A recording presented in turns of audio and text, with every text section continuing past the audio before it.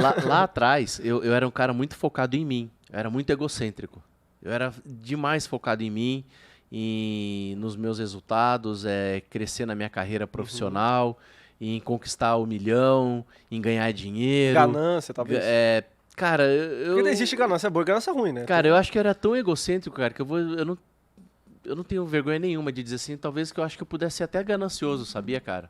Porque às vezes eu não abria mão, às vezes, de coisas pra mim pra ajudar outras pessoas, entendeu? Entendi. E isso foi em 2016. Então, assim, eu era muito concentrado nos meus desejos, entendeu? Naquilo que eu queria pra mim. E quando eu botava uma coisa na cabeça, cara, eu ia pra cima com tudo, cara, não importava, sabe? Assim, claro que não prejudicava ninguém, né? Uhum. Não pisava em ninguém. Mas eu era focado em mim.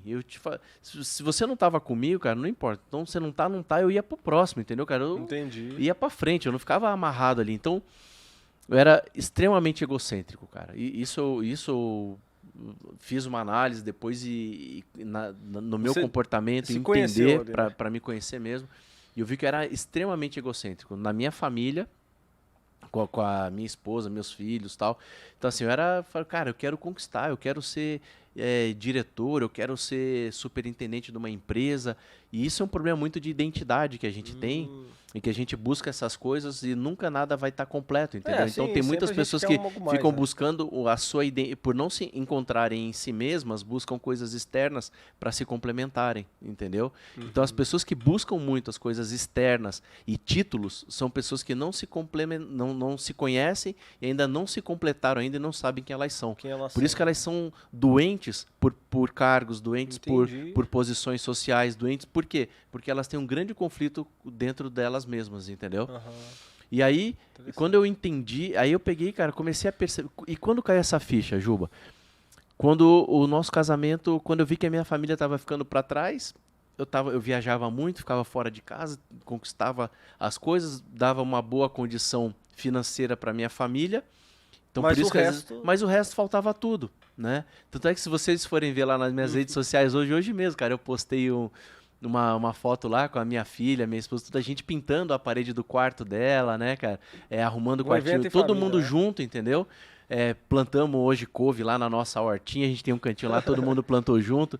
Cada um ficou responsável por uma parte ali. Não, falou, ó, os teus dois buraquinhos aqui que você vai plantar, a primeira fileira é do José. A segunda fileira é da Vicky, a terceira fileira é minha, a quarta fileira é da mamãe.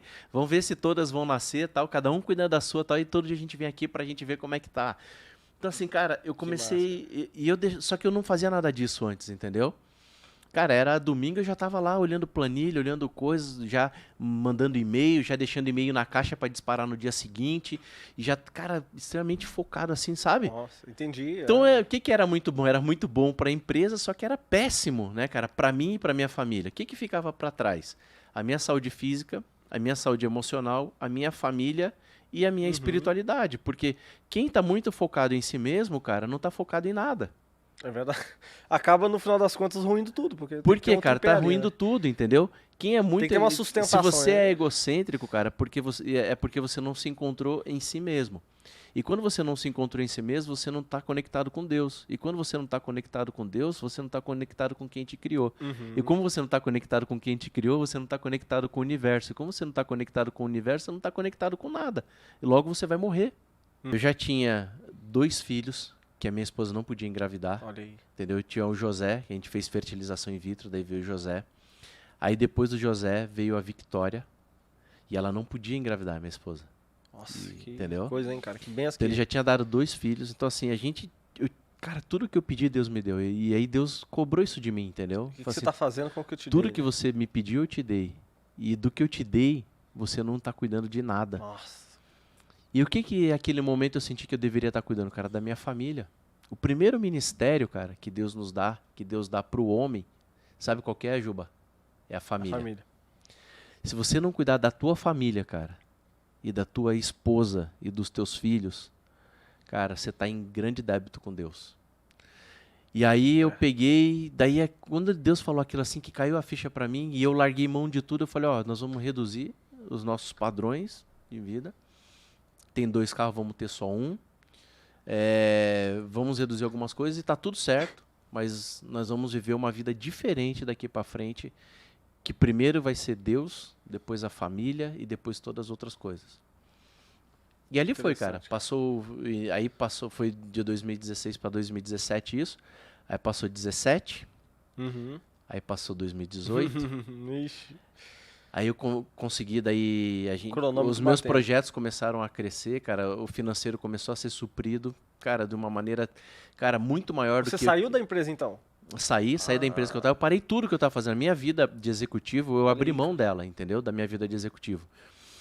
Então, mas aí passou 17, 2018 já comecei a fechar alguns outros grandes projetos. 2019, cara, eu já estava ganhando 3 vezes mais do que eu ganhava com os outros projetos. 2020 passou. E aí 2021, quanto tempo tem? 5 anos. 17, 18, 19, 20, 21. Setembro de 2021, onde é que eu tava? No hospital. Na UTI. Cara, você tá maluco. Em setembro de 2021 eu tava na UTI e aí o Espírito Santo vem e fala pra mim assim: eu te trouxe aqui pra você lembrar que o teu Deus, ele não é um Deus de mentira, ele é um Deus de promessa. Pode ser bom ou pode ser ruim aos olhos de vocês humanos. Mas Deus sempre vai cumprir o que Ele promete. Você querendo ou não. Pode ter dor ou pode ter alegria. Pode ter dor, pode ter sofrimento. Mas Deus nunca vai deixar de cumprir aquilo que Ele promete. E Ele falou que você teria 5 anos mais de vida. E chegou o teu tempo. Nossa. Porém, nesses últimos 5 anos, você tem obedecido às Escrituras e tem buscado Ele de todo o teu coração. E por conta disso, eu acrescento dias na tua vida. E a partir de agora, você vai sair daqui, mas vai cumprir os projetos que Deus tem para a tua vida e você vai fazer tudo aquilo que você nasceu para fazer. Ajudar as pessoas, levar coisas mostrar para as pessoas o que Deus fez na tua vida, mostrar para as pessoas que o egocentrismo não vai levar elas a lugar nenhum e que se elas entenderem com aquilo que você passou, que elas podem ter uma vida muito mais próspera do que elas têm hoje, que elas podem ser muito mais felizes do que elas são hoje e conquistar muito mais do que elas imaginam, essa é a tua missão e você vai fazer isso com todas as pessoas que você puder. Até os últimos dias da tua vida. Isso foi no 7º dia que eu estava na UTI. No 8º dia, meu apetite... Cara, eu estava sem apetite nenhum. No 8º dia, parou o sangramento do meu pulmão.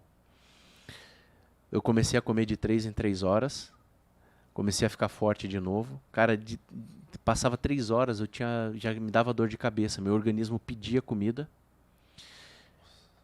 Aí chegava de noite, cara, eu tinha fome de madrugada, eu pedia pro pessoal, me dá um pedaço de pão que tem lá na cozinha, lá pedia pro pessoal da UTI, cara, o que tiver me traz um suco com mais açúcar dentro, eu preciso de glicose, cara, eu preciso me fortalecer. Entendi. Aí no 8º dia, no 9º dia, no 10º dia, o médico chegou e falou, você vai fazer o exame e se você, dependendo do teu exame, eu vou te mandar pro quarto. Eu ainda não sabia que eu ia sair. No 9º dia eu já saí da cama, comecei a ir pro sofá, daí ia sentar, fazer fisioterapia para a perna, fazer exercício, tudo. Meu oxigênio, que estava em 15 litros, ele baixou para 8. E... Tudo, tipo, foi um dominó, né? Efeito dominó. Isso. Tudo começou a se resolver. Isso. Aí, minha respiração começou a voltar, comecei a me sentir melhor, comecei a me recuperar. Fiz o exame, voltei, daí o médico falou para mim, daí voltei com o exame, ele falou, ó, então, era dia 9 à noite, eu fiz o exame. Aí, era 6 da tarde, daí eu desci fazer o exame e voltei. Aí era umas 10 horas, ele falou, talvez amanhã de manhã eu te dê alta. Talvez. Cara. Ele nunca afirma nada, né, médico, né? Aí passei a noite. Quando foi de manhã, na sexta-feira, ele chegou e falou assim, e aí, como é que você tá? Passou bem a noite? Eu falei, cara, 100%, tô melhor que ontem. Então, sempre que ele me encontrava, ele dizia, como é que você tá? Ele dizia pra mim, como é que você tá hoje? Eu falei, tô melhor que ontem. Cara, eu comecei a sentir que uma melhora, né? Que hoje eu tava melhor que ontem e eu sabia que amanhã eu ia estar melhor que hoje, entendeu? E comecei a buscar isso e tal, e comecei a me motivar. E aí ele chegou e falou assim, ó, Aí chegou o dia 10 de manhã, ele chamou a equipe e tal, falou, ó, Davidson, você teve um quadro muito... Aí que cara, eu só fiquei sabendo que o meu quadro era extremamente grave quando eu fui sair da UTI. Ah, eles não informaram direito até. Eu não Porque também sabia, não pode, né? eu não sabia que eu tava com risco de falência pulmonar, eu não sabia que eu tava com trombose em várias partes do meu pulmão. Eu não sabia nada disso, entendeu? Interessante. Aí, quando ele... Aí ele pegou e falou assim, cara, aí ele começou a me contar tudo isso que tinha acontecido, mas que eu tinha feito a minha parte, que agora era com ele. Uhum. E que ele ia me liberar para ir pro quarto. Que eu ia sair pro quarto, que ia ficar mais alguns dias em Sim, observação. observação, né? Uhum.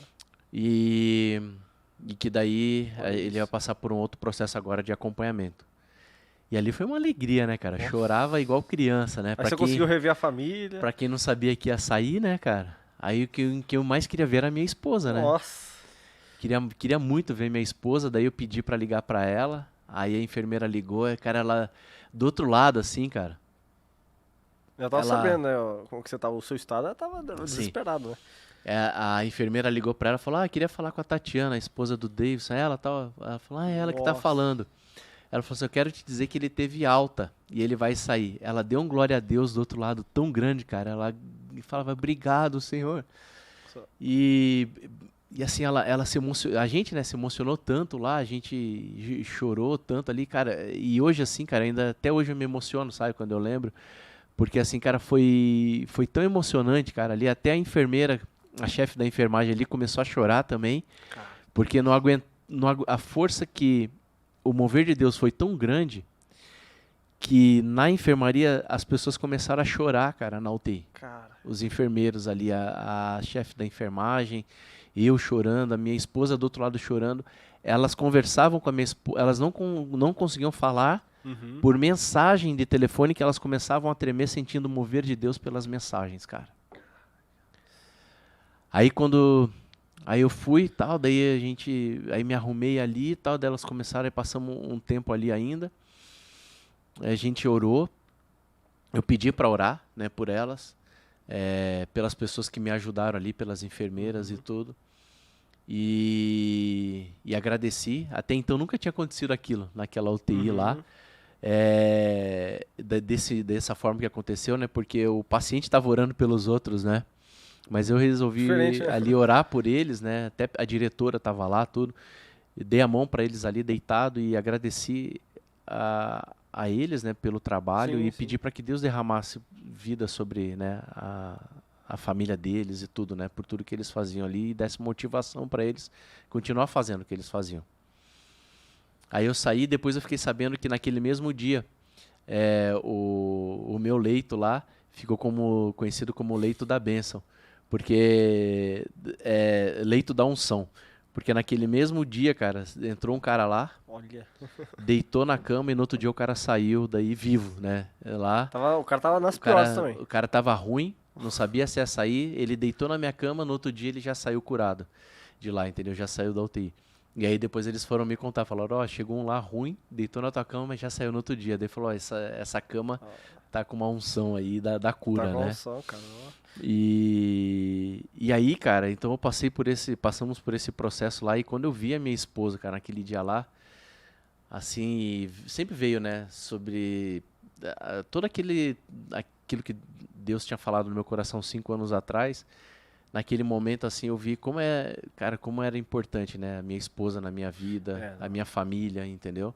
Nos dias que a gente tá mal, cara, assim, o mundo todo continua rodando, as coisas continuam acontecendo.